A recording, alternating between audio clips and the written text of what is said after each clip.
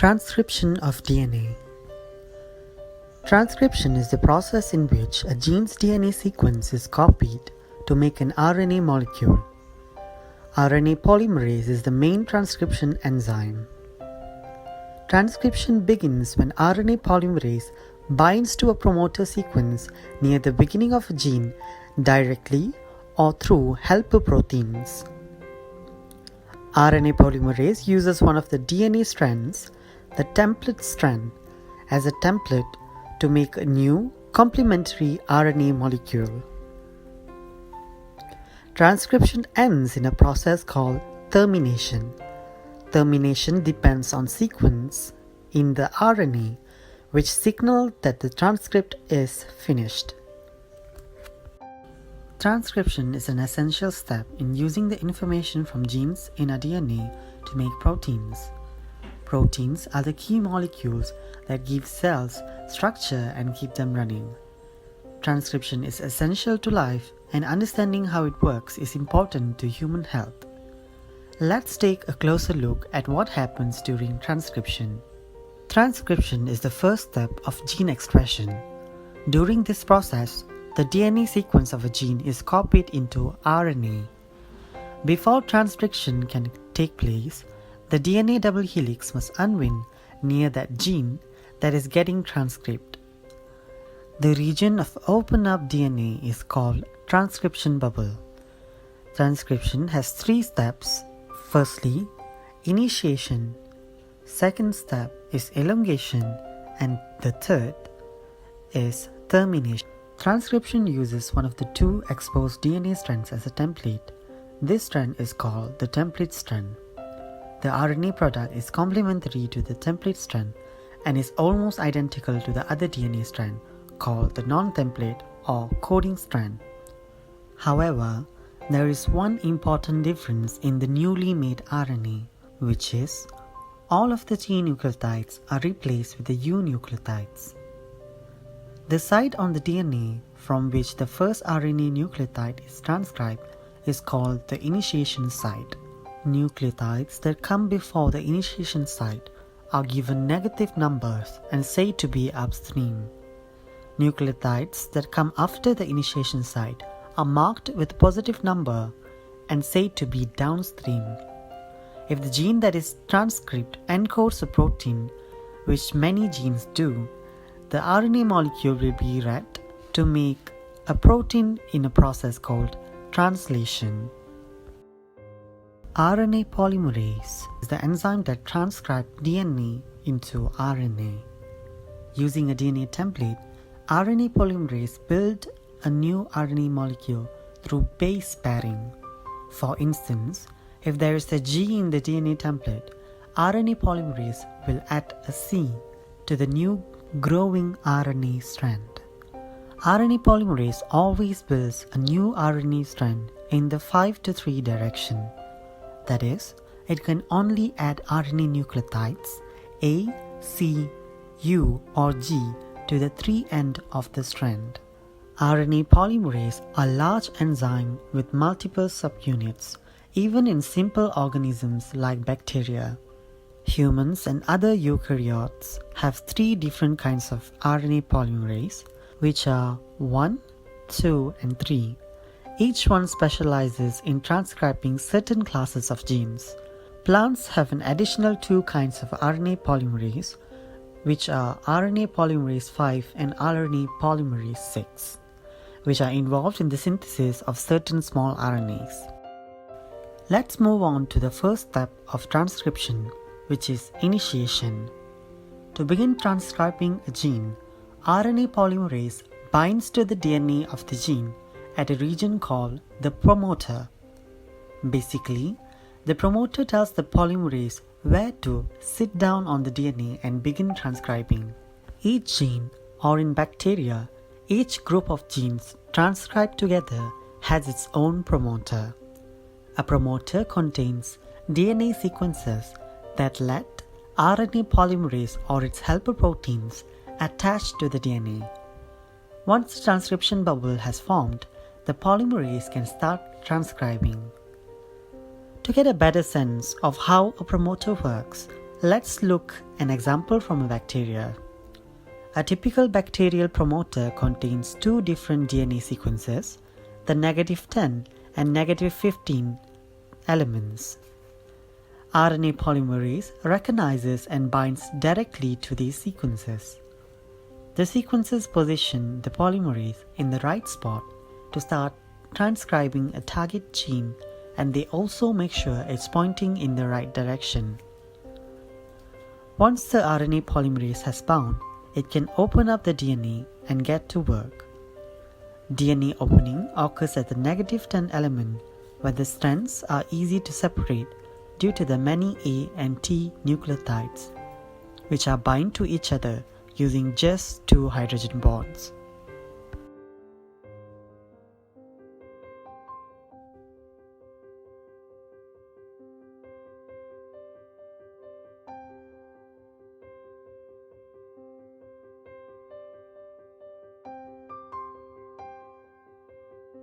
Now, let's see the promoters in humans.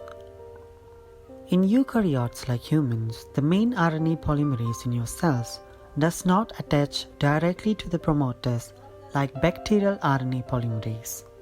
Instead, helper proteins called basal or general transcription factors bind to the promoter first, helping the RNA polymerase in your cells get a foothold on the DNA. Many eukaryotic promoters have a sequence called a Tata box. The Tata box plays a role much like that of the -10 element in bacteria.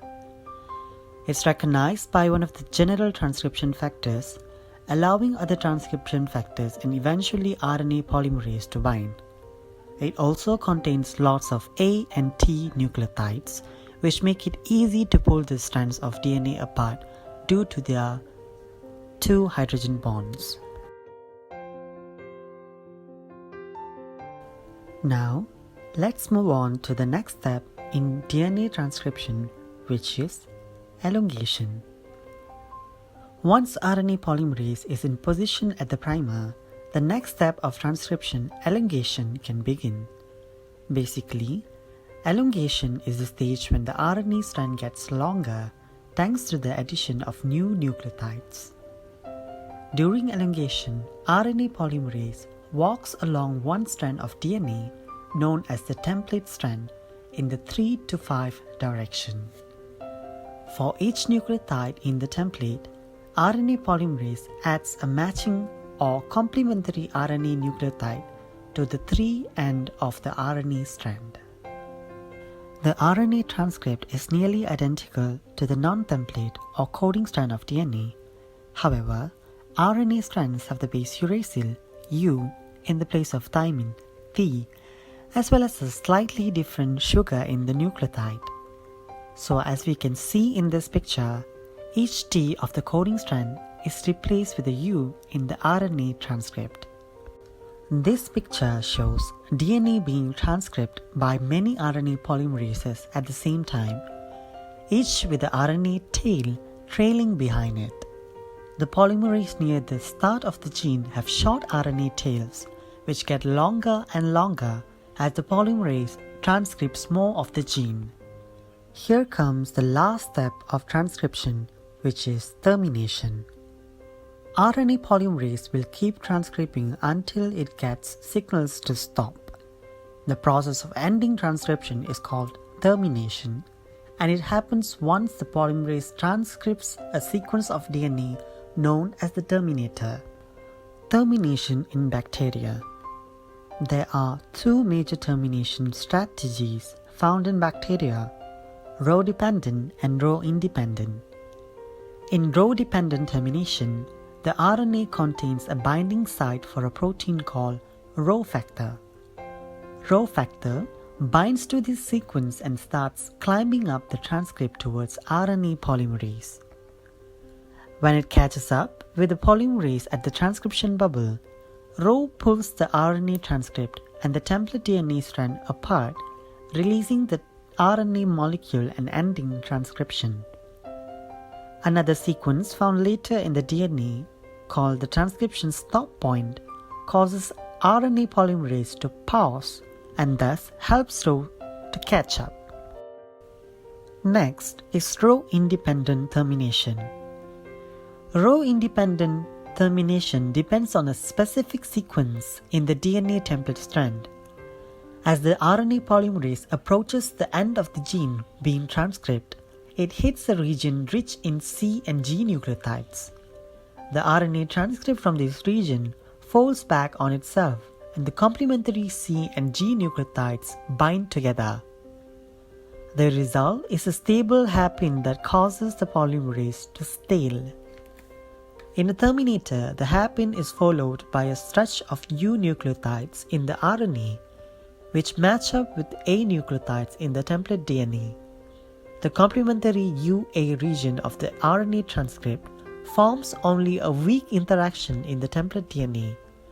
This, coupled with the stalled polymerase, produces enough instability in the enzyme to fall off and liberate the new RNA transcript.